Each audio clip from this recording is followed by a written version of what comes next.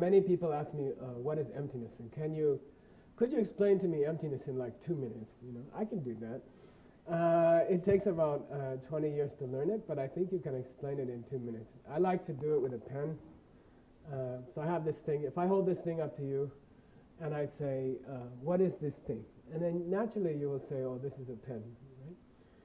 And then if a dog came in the room and he came up to me here on the floor and he jumped on the couch and I showed him the pen, then his reaction to the pen would be to try to bite it. If he was a young puppy, he would try to bite it.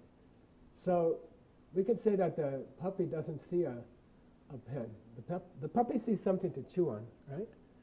And then if I ask you, who's right? You see, is the puppy right or is the person right?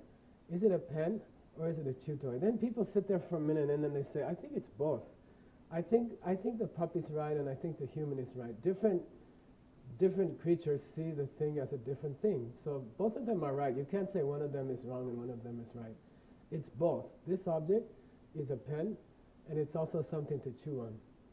Then we come to the next question, you see. So what if I put this pen down on the couch, right? And we leave it there.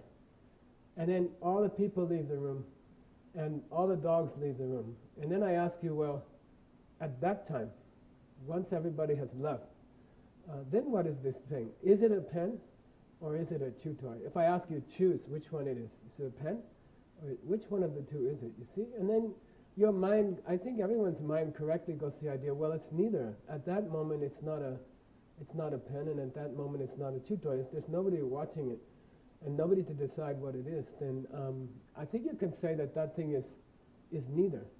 So really, you came up with what Nagarjuna came up with. He said, this is a pen, this is a chew toy, this is both a pen and a chew toy, and this is neither a pen nor a chew toy. You see?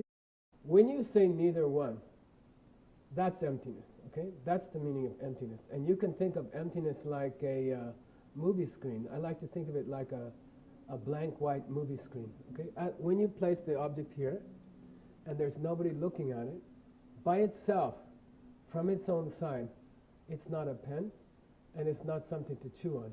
And that's emptiness. Now the important step comes, I think. You have to say, well, what good does that do me? Okay, if I understand that this thing isn't a pen from its own side, and I understand that it's not something to chew on from its own side, if I understand that it's neither one by itself it's neither one, it's nothing, it's empty, it's blank, then what good does that do me? You see, how is that going to make me happy? How is that going to help me help make the world happy, you see? And then you have to go on to a different subject.